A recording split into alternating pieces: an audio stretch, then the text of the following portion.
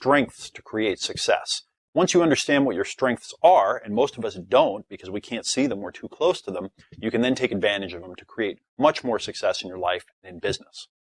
You're also going to learn how to type others. So you're going to learn how to see other personality types. We're going to teach you all the cues to look for, the language to listen to, the behaviors to look for, so that you quickly understand the personality type of others. Now, this will also teach you how to predict good matches and mismatches between yourself and between others. And it'll teach you how to communicate actually with yourself much better, and also, very importantly, with others. You're going to learn how to predict what another person will do when they're under pressure. Literally how their personality will change when they're under pressure and stress. This makes for some very interesting learning. And also it makes you very powerful because most people are on their best behavior when you first meet them, and you'll be able to know exactly.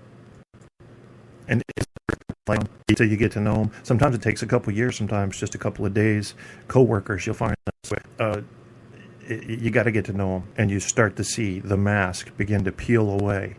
And it can be pretty horrifying, to be honest. But I appreciate it when people just come in and show me what kind of asshole they are. Like Stabby says right now, my reaction is to stab people close to me. You don't have to guess about him. If you're around him and he gets mad, you're probably getting shanked. And you know that. You could get rib protectors. Maybe you could try to sabotage his knife so that it would break using liquid nitrogen. I'm being creative, but, things like that. Under pressure, under stress, and when they're in tough situations. You're going to learn how to make your relationships work better. Okay, personality conflict. Okay, this is underlying most conflicts inside of relationships. And once you understand how you're wired and how another person is wired, you can build the bridges between the two so much better than before, and you can understand why it is that you see the world differently, how you see the world differently, and how to harmonize those two into a really nice relationship. You're also going to learn how to build a mastermind, okay? Because your personality type is just one type, and you need other types around you who are giving you feedback, who are looking at you, who are helping you grow. Now, most of us, what we tend to do is unconsciously, we find other people that are just like us, and they don't really give us anything new. So this information is going to be very important when you're learning how to get advisors and a mastermind around you to help you grow yourself. Also, the same information is going to help you build a successful team, a successful business. If you work inside of a company and you work on a team, it's going to teach you how to work effectively with them. It's going to teach you how to be a much more effective leader because you're going to understand the different languages that each person is using as they think, as they behave, as they communicate with others. You're going to learn about motivation, how each personality type is motivated.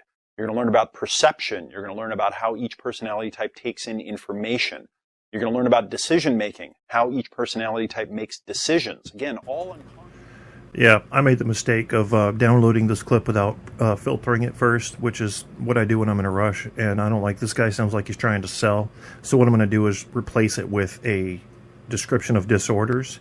And this will be something that RD and I can talk about. RD, give me a few more minutes. I need to play this clip because it's going to set up what it is we're talking about. And I think the conservative radio host that was speaking earlier will also be, at least in part, described by this video, it is a video, but it's audio from it, obviously. So we're going to listen to this real quick. Stick with me. This is going to teach you something, I promise. Obviously heard, my good friend Wyatt Woodsmall and I are back again teaching a new program in June.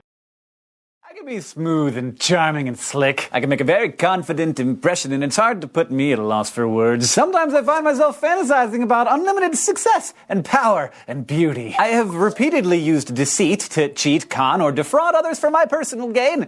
To be honest, I don't have much concern for the feelings of other people or their suffering.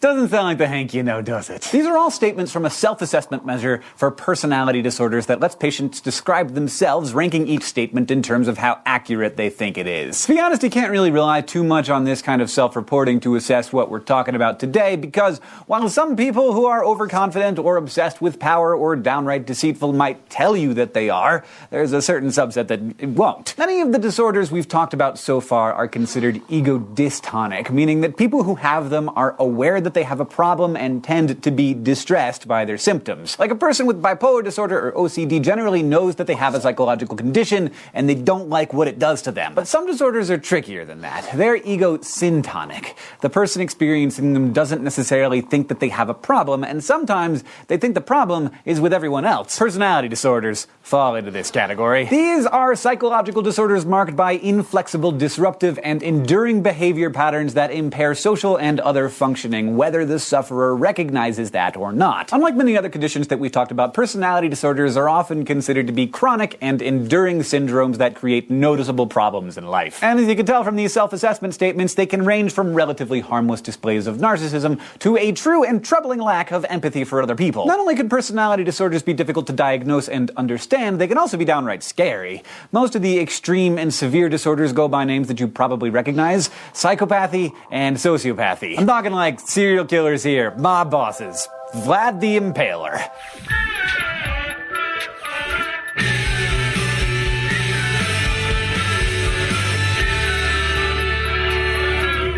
Cultures have been studying human personality characteristics for thousands of years, but the concept of personality disorders is a much newer idea. Much of our modern classifications of these disorders are based on the work of German psychiatrist Kurt Schneider, who was one of the earliest researchers into what was then known as psychopathy, and published a treatise on this subject in 1923. Today, the DSM-5 contains 10 distinct personality disorder diagnoses grouped into 3 clusters. The first cluster, Cluster A, includes what are often labeled simply as odd or eccentric personality characteristics. For example, someone with paranoid personality disorder may feel a pervasive distrust of others and be constantly guarded and suspicious, while a person with schizoid personality disorder would seem overly aloof and indifferent, showing no interest in relationships and few emotional responses. Cluster B encompasses dramatic, emotional, or impulsive personality characteristics. For example, a narcissistic personality can display a selfish, grandiose sense of self-importance and entitlement. Meanwhile, a histrionic personality might seem like they're acting a part to get attention, even putting themselves at risk with dramatic, dangerous, and even suicidal gestures. The behavior of Cluster B can be truly self-destructive and frightening, and these disorders are often associated with frequent hospitalization. Finally, Cluster C encompasses anxious, fearful, or avoidant personality traits. For example, those with avoidant and dependent personality disorders often avoid meeting new people or taking risks, and show a lack of confidence, an excessive need to be taken care of, and a tremendous fear of being abandoned. Now, in the past, and to a great extent today, some of these categories have been controversial. Many researchers argue that some of these conditions overlap with each other so much that it can be impossible to tease them apart.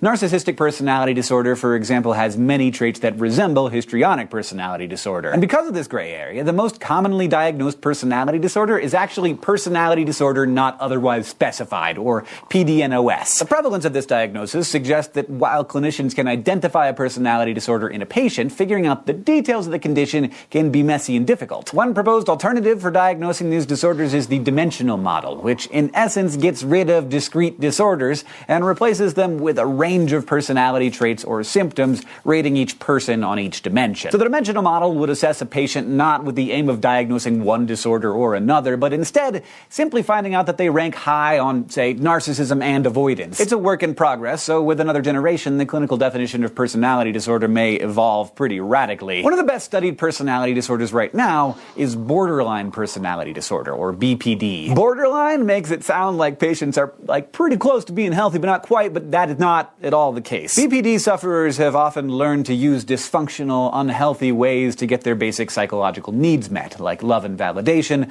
by using things like outbursts of rage, or on the other end of the spectrum, self-injury behaviors like cutting or worse. People with BPD were once commonly maligned by clinicians as difficult or attention-seeking, but we now understand BPD as a complicated set of learned behaviors and emotional responses to traumatic or neglectful environments, particularly in childhood. In a sense, people with this disorder learned that rage or self-harm helped them cope with traumatic situations, but as a result, they also end up using them in non-traumatic situations. Although challenging for patients and clinicians alike, the good news is that some psychotherapies have helped even the most severely suffering, repeatedly hospitalized BPD patients. words. But probably the most famous, well-established, and frankly troubling personality disorder is antisocial personality disorder. I've heard of this before, but maybe by one of its now somewhat out-of-vogue synonyms, psychopathy or sociopathy. People with antisocial personality disorder, usually men, exhibit a lack of conscience for wrongdoing, even towards friends and family members. Their destructive behavior surfaces in childhood or adolescence, beginning with excessive lying, fighting, stealing, violence, or manipulation. As adults, people with this disorder are thought to generally end up in one of two situations. Either they're unable to keep a job and engage in violent, criminal, or similarly dysfunctional behavior, or they become clever, charming con artists or ruthless executives who make their way to positions of power. Tony Soprano would have qualified for a diagnosis even if he wasn't nearly as bad as, say, serial killer Ted Bundy or Vlad the Impaler, the infamous 15th century Romanian prince who personally watched about 100,000 people get impaled or have the skin of their feet licked off by goats. Yeah. That happened. Despite this classic remorselessness, lack of empathy, and sometimes criminal behavior, criminality is not always a component of antisocial behavior. Certainly many people with criminal records don't fit that psychopathic profile. Most show remorse, love, and concern for friends and family. But still, although antisocial personalities make up just about 1% of the general population, they were estimated in one study to constitute about 16% of the incarcerated population. So how might someone end up with such a disturbing disorder? Well, as you might expect, the causes are probably a tangled combination of biological and psychological threads, both genetic and environmental. Although no one has found a single genetic predictor of antisocial personality disorder, twin and adoption studies do show that relatives of those with psychopathic features do have a higher likelihood of engaging in psychopathic behavior themselves. And early signs are sometimes detected as young as age 3 or 4, often as an impairment in fear conditioning. In other words, lower than normal response to things that typically startle or frighten children, like loud and unpleasant noises. Most kids only need to get burned by a hot dish once to know to stay away, but kids who end up displaying antisocial personalities as adults don't necessarily connect or care about the learned consequences when they're little. From there, like we've seen in other disorders, genetic and biological influences can intersect with an abusive or neglectful environment to help wire the personality in a peculiar and damaged way. While the vast majority of traumatized people don't grow up to be killers or con artists,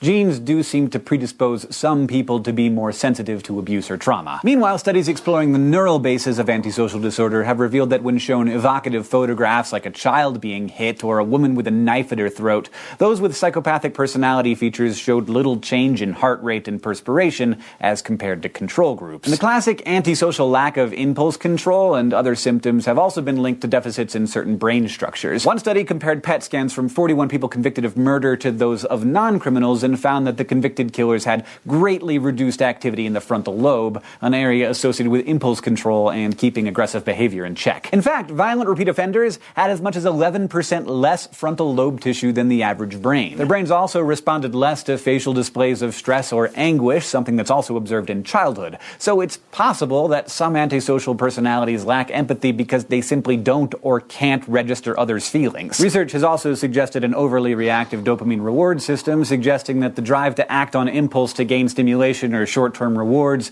regardless of the consequences, may be more intense than the average person's. As we mentioned before, because personality disorders are pretty much egosyntonic by definition, people don't often acknowledge that they have a problem or a need for treatment. And in the case of antisocial personality disorder, even if they did, there aren't many specific treatments available, at least not for adults. But there are some promising interventions for kids and adolescents whose minds and brains are more plastic and adaptable. In this way, the best way to treat antisocial personality disorder may be in trying to prevent it. According to American psychiatrist Donald W. Black, among others, many kids diagnosed with conduct disorder, the diagnostic precursor to antisocial disorder, are at high risk for developing antisocial personalities as adults. But by identifying warning signs early on and by working with these kids and families to correct their behavior and remove negative influences, some of that impulse fearlessness could be channeled into healthier directions, like toward promoting athleticism or a spirit of adventure. It's important to remember that antisocial personality disorder is only one type of personality disorder. This is a diverse family of psychological conditions determined by many different factors, and we're still in the early stages of diagnosing and understanding the mechanisms behind them. Today, you learned about personality disorders and the difference between egodystonic and egosyntonic disorders. We looked at the 3 clusters of personality disorder according to the DSM-5 and how personality disorder symptoms often overlap. We also took a look at borderline and antisocial personality disorders, including their potential biopsychosocial roots. Thank you for watching, especially to all of our Super Bowl You're subscribers listening without to Truth on Tap with host Kevin Kierstead. And there it is. That's Wes Johnson. You know Wes Johnson, don't you? WesJohnson.com. Find him. He just got a picture taken with Will Shatner this weekend at Awesome Con. That's Awesome Con, the old Comic Con, the convention in Washington, D.C., because as you may or may not know, Wes Johnson has done many voices, including Sheogorath. You're probably very familiar with the crazy, funny god from the the Scroll series, and he's done so many other things. Lucien Lachance, if you've ever played that game and you've had the ghost that follows you around that you can use the weapon, that's Wes Johnson. Wes Johnson is your buddy.